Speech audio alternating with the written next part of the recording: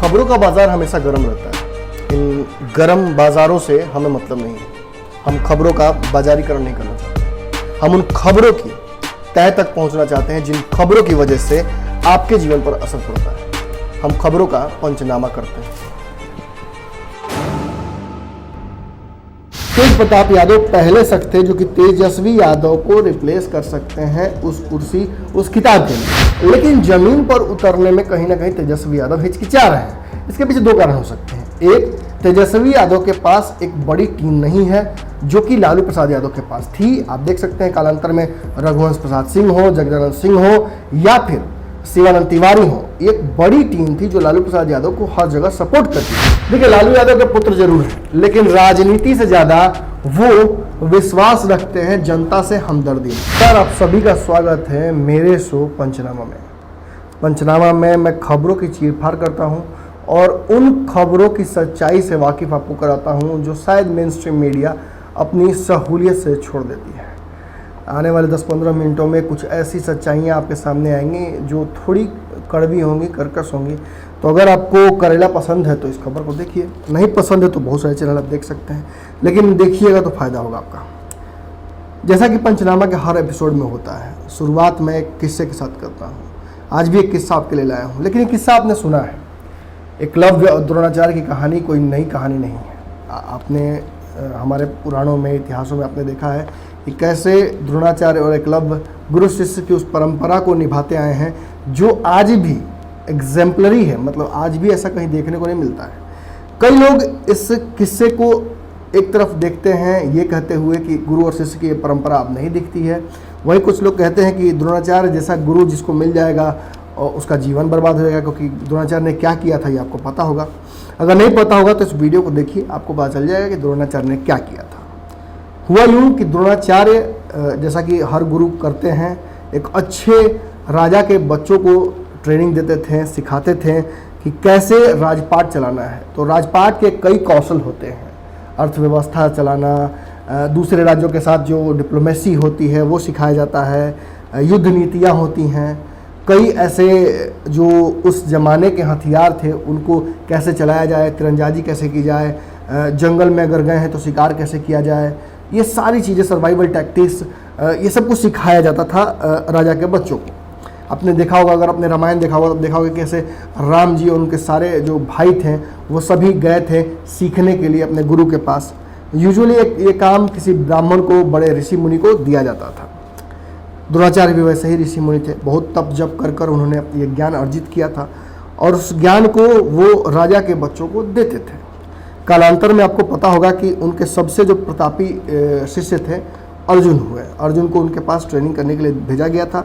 अर्जुन तीरंदाजी में कितने अच्छे थे इसका आपने विवरण अपने इतिहास पुराणों में आपने देखा है कि बिना देखे ही उन्होंने मछली की आंख पर निशाना बैठा दिया था।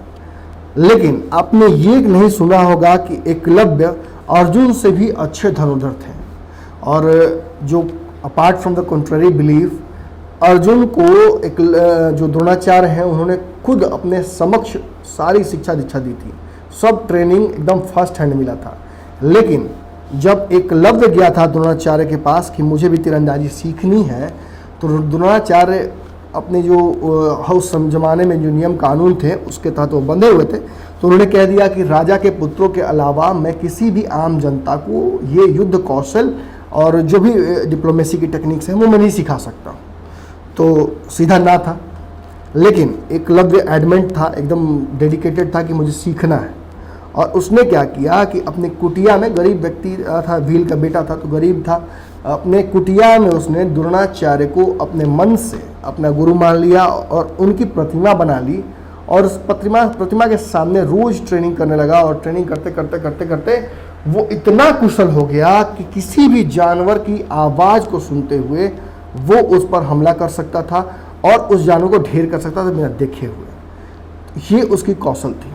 वहीं आपको पता होगा कि अर्जुन अपने आप में एक ज़बरदस्त धनुर्धर थे। हुआ यूँ कि जंगल में एक आपने देखा होगा कि चीता के अलावा एक और जानवर होता है, लेपर्ड जिसे कहा जाता है, तेंदुआ जिसे हिंदी भाषा में, आम भाषा में कहते हैं। तेंदुआ का प्रकोप हुआ। तेंदुआ मवेशियों को मारने लगा और खाने लगा। इसके लेकर अर्जुन के पास लोग गए, राजा के पास गए। राजा ने कहा कि अर्जुन आप अच्छे धनुर्धर हैं, जाइए और इस जो भी जानवर है उसे मार कर ले आइए। अर्जुन गए और अर्जुन के समक्ष अर्जुन ने बहुत प्रयास किया उस तेंदुआ को मारने की, लेकिन अर्जुन के जान पर तब बान आई जब तेंदुआ अर्जुन पर हमला करने लगा। और इसी दौरान एकलव्य ने उस तेंदुए को बिना देखे ही ढेर कर दिया। इसके बाद अर्जुन ने एकलव्य को खोजा और ये जानने का प्रयास किया कि इतनी अच्छी धनुर्धर जो विद्या है वो उन्होंने कहाँ से सीखी। जब अर्जुन को जवाब दिया एकलव्य ने कि मैंने द्रोणाचार्य से सीखा है, तो अर्जुन हक्के बक्के रह गए। इसलिए क्योंकि द्रोणाचार्य को जो राजनीति थी उस जमाने की, उसके तहत वो बंधे हुए थे। वो किसी आम जनता को या गरीब व्यक्ति को सिखा नहीं सकते थे वो कौशल जो कि राजा के और राजा के वंशजों के लिए होता है। अर्जुन तिलमिलाए, गुस्सा हुए। उन्हें साफ तौर पर पता चल गया कि एकलव्य उनसे बढ़िया धनुर्धर है और वो पहुंचे सीधे अपने गुरु के पास और ये कह दिया कि आपने धोखा दिया है हमारे पिताजी को और राज जो समाज है उसको। साफ तौर पे द्रोणाचार्य कंफ्यूज थे कि द्रोणाचार्य ने ऐसी कोई ट्रेनिंग दी नहीं थी किसी को। जब उन्हें बताया गया कि एकलव्य ने ये कहा है कि द्रोणाचार्य ने उन्हें सिखाया है, तो वो द्रोणाचार्य पहुंचे एकलव्य के पास और उनसे कहा कि आप कैसे ये कह रहे हैं कि मैंने आपको सिखाया है। तो वो उनका हाथ पकड़कर अपनी कुटिया में लेकर गए और उस कुटिया में उन्होंने उस प्रतिमा को दिखाया जो कि हूबहू द्रोणाचार्य जैसा दिख रहा था, लेकिन उसमें प्राण नहीं थे। अब द्रोणाचार्य ये बात समझ चुके थे कि कहीं ना कहीं देख कर ही, सुनकर ही और काफ़ी टैलेंटेड होने की वजह से एकलव्य ने वो ज्ञान अर्जित कर लिया जो कि वो सिखा कर भी अर्जुन को सिखा नहीं पाए थे। अब यहाँ पर शुरू होती है कश्मकश। द्रोणाचार्य की प्रतिमा या द्रोणाचार्य कोई भी सिखाया तो गया और एकलव्य ने वो ज्ञान अर्जित कर लिया था जो ज्ञान वर्जित था, जो आम जनता नहीं सीख सकती थी। इसके बाद कहीं ना कहीं इसके दो अलग अलग थ्योरीज हैं। एक थ्योरी ये कहता है कि अपने शिष्य को और उसको बचाने के लिए उन्होंने ये किया कि उन्होंने उससे गुरु दक्षिणा के रूप में मांग लिया उसका राइट हैंड थंब यानी अंगूठा मांग लिया। और इसकी वजह से वो जानता था एकलव्य कि गुरुदक्षिणा में जो चीज़ मांगी जा रही है उसकी वजह से वो विद्या वो इस्तेमाल नहीं कर पाएगा जो कि उसने अर्जित की है। और कहीं ना कहीं उन्होंने वो अंगूठा मांग लिया जिसकी वजह से एकलव्य के पास वो शक्तियाँ खत्म हो गई जिसकी वजह से वो इतने विख्यात थे। वहीं दूसरी थ्योरी ये कहती है कि कहीं ना कहीं राजा के जो बच्चे हैं उनको फेवर करने के लिए द्रोणाचार्य ने ऐसा किया और अपनी आप को बचाने के लिए उन्होंने कुर्बान कर दिया एकलव्य को। अब कहानियों के साथ एक खास बात है, कालांतर के साथ ये कहानियाँ अभ्रंशित होती हैं यानी तब्दील हो जाती हैं। उनका मकसद भले ही वही रह जाए मूल, लेकिन उनको बताने और कहने का तरीका बिल्कुल बदल जाता है। पात्रों का जो नेचर होता है, पात्रों की जो कार्यशैली होती है वो बदल जाती है। आज जो मैंने आपको कहानी सुनाई है वो बिहार के वर्तमान राजनीतिक परिदृश्य से कहीं भी मेल नहीं खाती, लेकिन अगर मेल खाती होगी तो ये आपके विवेक पर है, आप सोच सकते हैं उसको। आज जो किस्सा मैंने सुनाया है आपको, इस पे कहीं से भी जुड़ा हुआ मेरा ये खबर नहीं है, लेकिन खबर है तो बताना पड़ेगा। खबर ये है कि बिहार में अब तेज़ी से ये चर्चा शुरू हो गई है कि तेजस्वी यादव बहुत लिमिटेड कैपेसिटी ऑफ जो वोटर्स हैं उसको ही लुभा पा रहे हैं। मतलब ये कि कुछ खास समाज के लोगों को तेजस्वी यादव लुभाकर अपने तरफ आकर्षित कर पा रहे हैं एक नेता के तौर पर। तो बाकी के समाज के लोगों का क्या होगा? देखिए, अगर बिहार में वर्तमान परिस्थिति को आप समझने का प्रयास कीजिएगा तो एक बात आपको स्पष्ट समझ में आ जाएगी कि बिहार में नीतीश कुमार से जो खफा समाज चल रहा है उसमें ब्राह्मण, भूमिहार, राजपूत और हर जाति के प्रतिनिधि और हर जाति के वोटर्स हैं। तो अब इस हिसाब से क्या तेजस्वी यादव यादवों के अलावा, दलितों के अलावा, मुसलमानों के अलावा उन जातियों को अपनी तरफ आकर्षित कर सकते हैं जो कि नीतीश कुमार के साथ अब खड़े रहना नहीं चाहते हैं? ये एक बड़ा चैलेंज होगा, क्योंकि पिछले चुनाव में हमने देखा था कि तेजस्वी यादव ने एक खास वर्ग को अपनी तरफ आकर्षित किया था, लेकिन सवर्णों और खास तौर पे कुछ ऐसी जातियां जो कि नीतीश कुमार से बहुत खफा चल रही हैं आजकल, वो तेजस्वी को वोट नहीं कर पाई थी। उनका वोट भाजपा की तरफ शिफ्ट हुआ था, जिसकी वजह से तेजस्वी यादव कहीं भी जीत नहीं पाए। राजद को 0 मिला था और कहीं ना कहीं कांग्रेस 1 सीट लेकर आई थी, यानी कि बिहार में मिट्टी पलीत हो गई थी महागठबंधन की। तो भैया सवाल ये खड़ा होता है कि जब तेजस्वी यादव नहीं होंगे सामने चेहरा, तो कौन से चेहरे हो सकते हैं जो तेजस्वी यादव के जगह पर इन सभी जातियों को लुभाकर अपने पास ला सकते हैं। एक बड़ा सवाल ये भी खड़ा होता है कि तेजस्वी यादव जिस तरह से उम्र है उनकी, जिस तरह की उनकी राजनीतिक योग्यता और पात्रता है, उस पर भी सवाल खड़े किए जाते हैं विपक्ष के द्वारा, तो कभी उन्हीं की पार्टी के द्वारा, कभी महागठबंधन के सहयोगी उन पर सवाल खड़े करते हैं, तो कभी उनके ही घर से आवाज उठने लगती है उनकी योग्यता पर। अब आपने देखा है कैसे चमकी बुखार था, बाढ़ था, जिन दौरान तेजस्वी यादव बिहार में मौजूद नहीं थे, लेकिन कोरोना की महामारी के दौरान हमने देखा था कि तेजस्वी यादव बिहार में काम कर रहे थे। भले ही वो बाहर थे, लेकिन उनकी मौजूदगी बिहार के प्रदेश में थी। वो जो बिहार के मजदूर थे, बिहार के जो पलायन करके आए थे बाहर से लोग प्रवासी, उनके साथ भी वो लगातार मौजूद रहे और उन्होंने सपोर्ट करने का प्रयास किया। लेकिन जमीन पर उतरने में कहीं ना कहीं तेजस्वी यादव हिचकिचा रहे हैं। इसके पीछे 2 कारण हो सकते हैं। एक, तेजस्वी यादव के पास एक बड़ी टीम नहीं है जो कि लालू प्रसाद यादव के पास थी। आप देख सकते हैं कालांतर में रघुवंश प्रसाद सिंह हो, जगदानंद सिंह हो या फिर शिवानंद तिवारी हो, एक बड़ी टीम थी जो लालू प्रसाद यादव को हर जगह सपोर्ट करती थी। लेकिन तेजस्वी के आसपास अगर आप नाम गिनना शुरू कर देंगे तो नाम शुरू होने से पहले खत्म हो जाते हैं। तेजस्वी में थोड़ी विश्वास करने की भी जो कैपेसिटी है वो थोड़ी कम है। यानी कि एक बात तो स्पष्ट है, तेजस्वी यादव बिहार में अभी फिलहाल अगर मौजूद है और उनका प्रतिपक्ष है और उन्हें आने वाले भविष्य का कोई नेता कहता है या बिहार का सीएम कहता है, तो इसमें एक बहुत बड़ा हिस्सा इसलिए है क्योंकि वो लालू प्रसाद यादव के सुपुत्र हैं, यानी राजा के बेटे हैं। तो इस हिसाब से पात्रता तो उनकी है, लेकिन योग्यता पर बार बार सवाल खड़े होते हैं। ऐसे में हम कुछ ऐसे लोगों का नाम सामने लेकर आ रहे हैं और आपसे साझा कर रहे हैं जो कि आने वाले वक्त में तेजस्वी यादव के समकक्ष खड़े होने की कैपेसिटी रखते हैं, या फिर उन्होंने अभी से ही अंदरूनी सूत्र हमारे बता रहे हैं कि अपनी कवायद शुरू कर दी है और तेजस्वी को रिप्लेस करके उस जगह पहुंचना जो नंबर 2 की कुर्सी है, क्योंकि नंबर 1 में तो नीतीश कुमार है, तो नंबर 2 को अगर जब तक आप हटाइएगा नहीं तब तक नंबर 1 से आपकी लड़ाई होगी नहीं। और उस कुर्सी तक पहुंचने के लिए कई बड़े धुरंधर रेस में हैं। उन धुरंधरों का आपको धीरे धीरे करके हम नाम बताएंगे। फिलहाल मैंने 4 लोगों का नाम चिन्हित कर रखा है, 4 बड़ी हस्तियां जो कि तेजस्वी को रिप्लेस करने के लिए तैयार है, जो नीतीश कुमार से सीधे आड़े हाथ एक एक करने के लिए तैयार है। तो सबसे पहले इस कड़ी में नाम आता है, आप चौंकिएगा लेकिन आपको बाद में एहसास हो जाएगा कि मैं सही बोल रहा हूं, तेज प्रताप यादव। जी हां, लालू प्रसाद यादव के एक और पुत्र जो कि बड़े हैं और जिनकी एक्सेप्टेबिलिटी एक अलग लेवल की है बिहार में, वो है तेज प्रताप यादव। अब आप सोचिए कि तेज प्रताप यादव तेजस्वी यादव के समकक्ष कैसे खड़े हो सकते हैं, जब लालू यादव खुद ही जब उनको मौका मिलता है, दोनों बेटे जीत कर आते हैं चुनाव और लालू खुद ही तय करते हैं कि छोटे बेटे को उप मुख्यमंत्री बनाना है और बड़े बेटे को जो बिहार का मंत्री है स्वास्थ्य का वो बनाना है। तो जब लालू ने खुद ही तय कर लिया तो फिर जनता क्यों आखिर उल्टा तय करेगी? इसके पीछे कारण है। 5 ऐसी खूबियां हैं तेज प्रताप यादव की जिसकी वजह से वो तेजस्वी से बेहतर विकल्प बिहार की राजनीति में हो सकते हैं। एक एक करके इन विकल्पों को चर्चा करेंगे, लेकिन उससे पहले आपको बता दूं कि तेजस्वी यादव को बार बार तेज प्रताप यादव ये बात जरूर सार्वजनिक रूप से कहते हैं कि वो खुद ही चाहते हैं कि वो सीएम बने, लेकिन खबर यह आई थी कि जब 2015 में महागठबंधन की सरकार बनी थी और प्रचंड बहुमत आया था महागठबंधन को, तब लालू यादव के समक्ष तेज प्रताप यादव ने ये मांग रख दी थी कि बड़ा मैं हूं तो मुझे सीएम बनना चाहिए। अब इस वादे की हकीकत क्या है ये हमें नहीं पता, ये एक खबर आई थी, तब मीडिया की सुर्खियों ने इसको प्राथमिकता दी थी।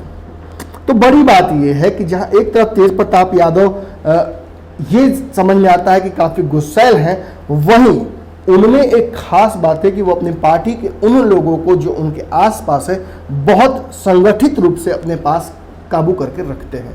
यानी अगर तेज प्रताप को आप देखिएगा तो जहाँ एक तरफ वो तुष्टिकरण नहीं करते हैं, अगर उनके वीडियोस को, उनके बयानों को आप देखिएगा, चाहे ईद हो या होली हो, वो एक तरीके से निभाते हैं। अगर आप देखिएगा तो तेज प्रताप यादव गौ सेवा भी करते हैं, और अगर देखिएगा तो वो ईद के दिन नमाज भी अदा करने के पीछे नहीं हटते हैं।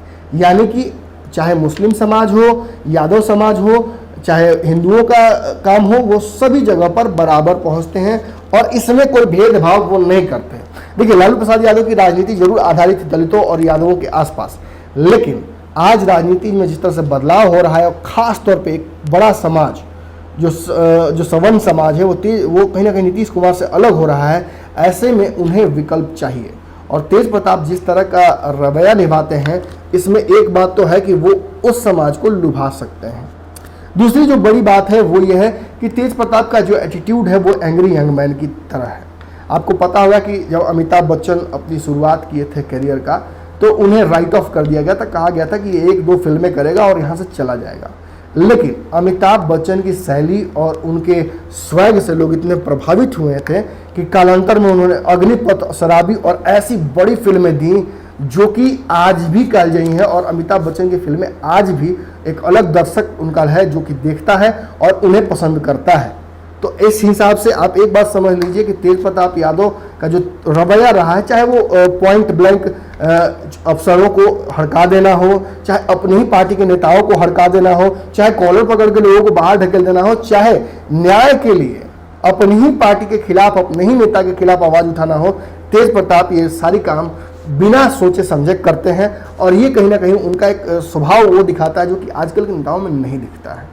इसके अलावा तीसरी बड़ी खूबी जो कहीं ना कहीं तेज प्रताप यादव में है वो है कि कोमल हृदय का होना। देखिए, तेज प्रताप यादव का अपनी पत्नी के साथ जो विवाद हुआ है, ये एक अलग तरीके से अगर इसको रखा जाए अलग जगह पर, तो एक बात आप मान लीजिए कि तेज प्रताप यादव के बारे में जितनी भी कहानियां हमने अब तक सुनी हैं, चाहे गरीब दुखिया हो या जो भी हो, अगर तेज प्रताप यादव के दरबार में चले जाते हैं तो तेज प्रताप उनकी मदद जरूर करते हैं।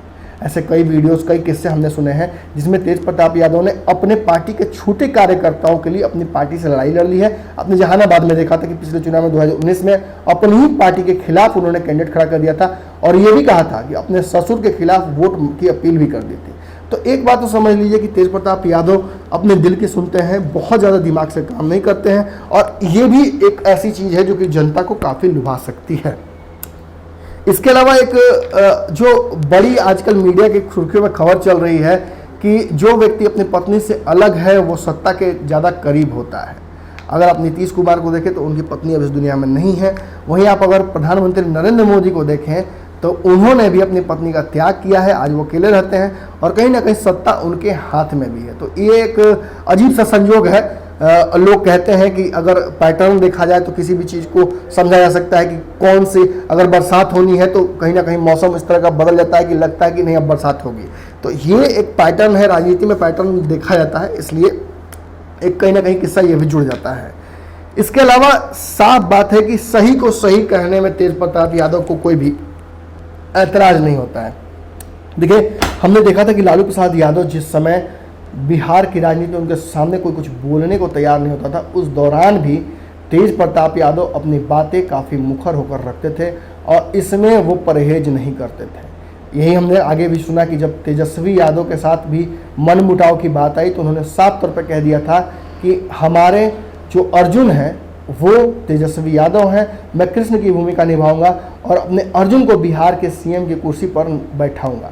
कालांतर में हमने ये भी देखा था 2015 में जब महागठबंधन सरकार बनी थी तो सबसे करीबी व्यक्ति जो नीतीश कुमार के थे वो तेज प्रताप यादव ही थे। तेजस्वी यादव नीतीश कुमार से काफ़ी दूरी बनाकर रखते थे, लेकिन तेज प्रताप यादव नीतीश कुमार के साथ लगातार उठते बैठते थे और तस्वीरें भी वायरल होती थी। ये कहीं ना कहीं साबित करता है कि जो सही है उसके साथ तेज प्रताप यादव खड़े रहते हैं।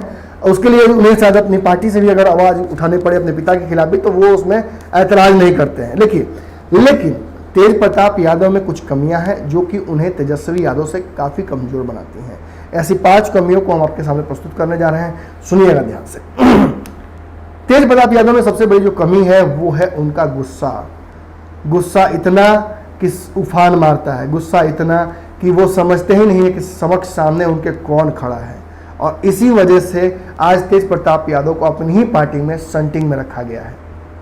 ये एक बड़ी समस्या है। अगर तेज प्रताप यादव अपने गुस्से पर काबू करें तो शायद उनको भी पात्रता अपने पिता के द्वारा मिल सकती है। लेकिन फिलहाल तेज प्रताप यादव का गुस्सा शांत होता दिख नहीं रहा। कुछ दिनों पहले ही एक और खबर आई थी जब उनके ही पार्टी के किसी कार्यकर्ता पर जानलेवा हमला हुआ था तो उन्होंने खाल उधरने की बात कर दी थी।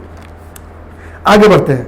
दूसरी जो बड़ी कमी है तेज प्रताप यादव में है वो ये है कि वो अनप्रिडिक्टेबल है, यानी वो कभी कभी ऐसे डिसीजंस लेते हैं जो कि ना तो रूल बुक्स में कहीं लिखा हुआ है, ना कहीं कहीं उसकी चर्चा होती है, ना उनके व्यवहार से लगता है कि वो ऐसा कुछ करने जा रहा है। और ऐसा जब वो करते हैं तो सबसे बड़ी समस्या हो जाती है उनकी पार्टी और उनके प्रवक्ता और उनके पिता को, क्योंकि कहीं ना कहीं जो चीज़ वो चीर फाड़ देते हैं उसको रफू करने में बड़ी समस्या सामने आती है। इसके अलावा एक और बड़ी कमी जो कही जाती है तेज प्रताप यादव में कि वो सीरियस नहीं होते हैं राजनीति के प्रति। देखिए, लालू यादव के पुत्र जरूर हैं, लेकिन राजनीति से ज़्यादा वो विश्वास रखते हैं जनता से हमदर्दी में।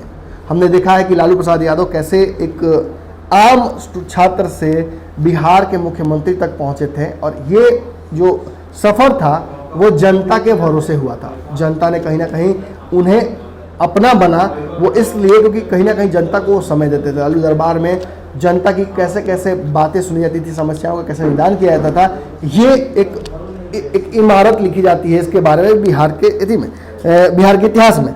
लेकिन आज हमने देखा है कि चाहे सुशील मोदी हो, चाहे नीतीश कुमार हो, चाहे तेजस्वी यादव हो, ये सब दरबार लगाने के लिए इन्होंने प्रयास जरूर किया, लेकिन कोई भी परमानेंट जनता से इत्तेफाक नहीं रखता है और मिलता जुलता नहीं है। एक तेज प्रताप है जो कि हमेशा जनता दरबार लगाते हैं और उनका दरवाज़ा जनता के लिए हमेशा खुला रहता है। इसके अलावा एक बड़ी जो कहीं ना कहीं समस्या सामने आती है वो ये है कि एकांत में रहते हैं, भगवा दका धारण करने में उन्हें परहेज नहीं है। और कुछ लोग ये कहते हैं, जैसे उन्होंने DSS बनाया था अपना संगठन, कि वो RSS से भी काफ़ी प्रभावित रहते हैं। हालांकि एक बात बता दूं आपको कि तेज प्रताप यादव ने कई बार नरेंद्र मोदी और RSS को आड़े हाथों लिया है, इसलिए इस बात का तो संभावना ही नहीं है कि वो RSS की विचारधारा से प्रभावित है। लेकिन सनातन और हिंदू धर्म से उनको काफ़ी लगाव है, कृष्ण के वंशज हैं, कृष्ण जी की पूजा करते हैं और गोकुल और मथुरा में काफ़ी समय बिताते हैं। गौ पालक और गौ सेवकों के साथ उनका समय बीतता है, खुद भी गाय की सेवा करते हैं। तो ये एक जो उनके खिलाफ यूज़ किया जाता है हथियार, कहा जाता है कि वो जिस पार्टी से बिलोंग करते हैं, जो आइडियोलॉजी उनकी पार्टी की है, उसमें ये सब चीज़ें वर्जित है। लेकिन दिल के साफ है इसलिए वो करते हैं। अब इसका नुकसान ही क्यों ना सहना पड़े। आज अगर राजनीतिक तौर पर उन्हें साइडलाइन किया गया है तो उसके पीछे उनकी ये हरकतें भी कहीं ना कहीं शामिल हैं। अब ये तेज प्रताप यादव पहले शख्स थे जो कि तेजस्वी यादव को रिप्लेस कर सकते हैं उस कुर्सी, उस खिताब के लिए। अगर पटना के शिक्षकों को वेतन नहीं मिलता है, कर्मचारियों को वेतन नहीं मिलता है, वहाँ पहुँच जाते हैं। अगर कोई कानून आता है जो कि जनता के पक्ष में नहीं है, उसका विरोध करने पहुँच जाते हैं। अगर पटना में बाढ़ आती है, चमकी बुखार आता है, अगर इंसेफ्लाइटिस आता है, अगर कोई भी बीमार बिहार में आती है या आपदा आती है, तो पप्पू यादव जो अपने आप को कोसी का बेटा कहते हैं, वो हर जगह उपलब्ध रहते हैं। तो ये पप्पू यादव की खास बातें हैं जो कि उन्हें तेजस्वी यादव के सामने काफ़ी मजबूत बनाती हैं।